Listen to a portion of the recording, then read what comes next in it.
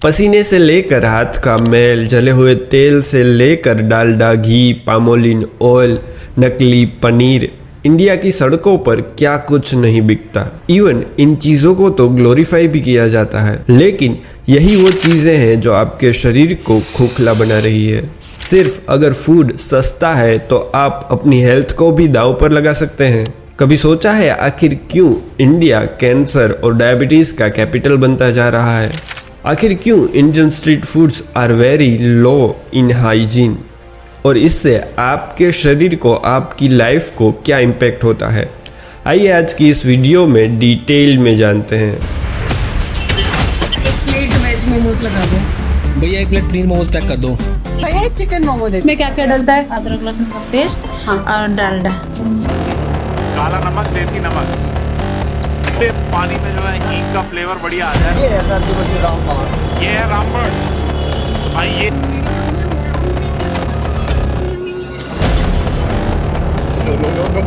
Indian street food unhygienic होने की कहीं ना कहीं एक वजह है इंडियन मार्केट की प्राइस सेंसिटिविटी।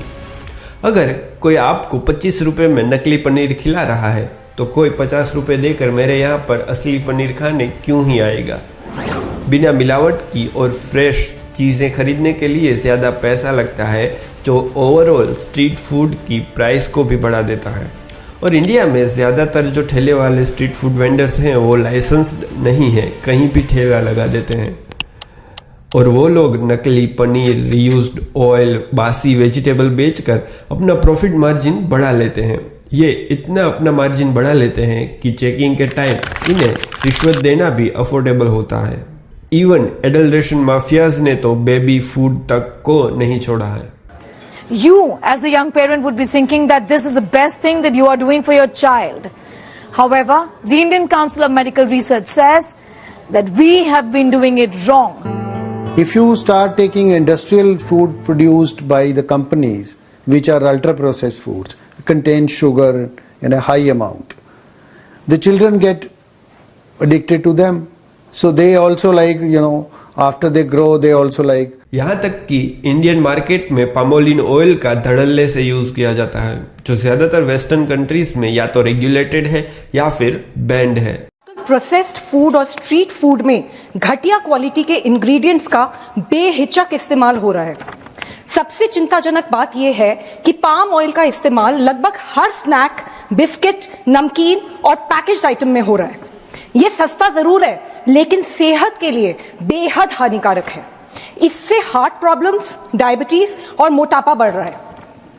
मोमोज अब फैक्ट्रियों में बनते हैं, जहां और वैसे भी इंडियन मार्केट में फेक आइसक्रीम भी ज्यादा बिक रही है, जिसे फ्रोजन डेजर्ट के नाम से बेचा जाता है, जो स्वाद में तो आइसक्रीम जैसी लगती है, लेकिन उसे बनाया जाता है वेजिटेबल ऑयल से।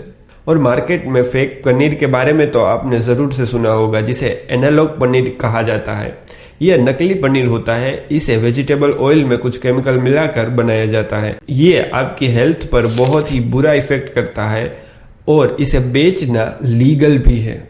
अगर आप इन फेक प्रोडक्ट से बच भी जाएं तो स्ट्रीट फूड का हाइजीन आपकी बॉडी को खराब कर देगा। पानीपुरी के पानी में ठेले वाले कैसे भी हाथ डाल देते हैं और लोगों को ये खाते वक्त घिन भी नहीं आती। इवन जिन मोमोज के पीछे दिल्ली वाले क्रेजी हुए पड़े हैं, कई जगहों पर ये मोमोज इस तरह से बनाए जाते हैं।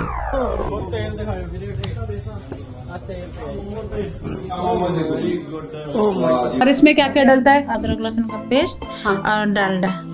सीखा, चाउमीन बनाना सीख गया और सब कुछ सीख गया फिर मैं। और ऊपर से आजकल ये 10 मिनट डिलीवरी एप्स का क्रेज अलग से शुरू हो गया है।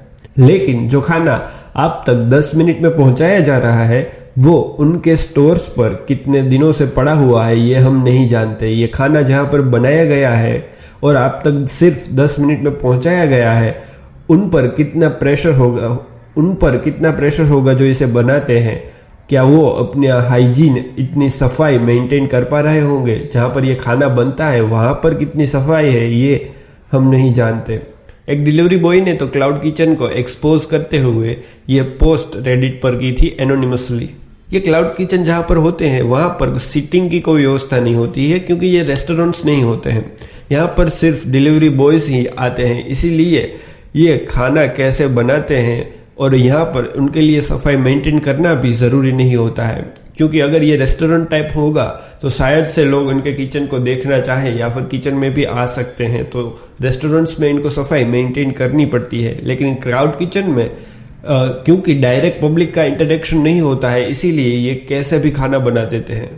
इवन कई स्ट्रीट फूड वेंडर्स स्वाद को बढ़ाने के लिए टेस्ट इन्हेंसर अजीनोमोटो का इस्तेमाल करते हैं, यानी कि MSG का इस्तेमाल करते हैं। ये एक टेस्ट इन्हेंसर है और इसका कुछ लिमिट तक इस्तेमाल करना सेफ है, लेकिन इंडियन स्ट्रीट्स में इसका खुले आम इस्तेमाल होता है। जिस इंडिया के स्पाइसेस के लिए इतनी सारी लड़ाइयाँ हुई, इवन अंग्रेज भी यहाँ पर स्पाइसेस लेने ही तो आए थे, वही स्पाइसेस इंडिया के लोगों को ही प्योर नहीं मिल पा रहे हैं।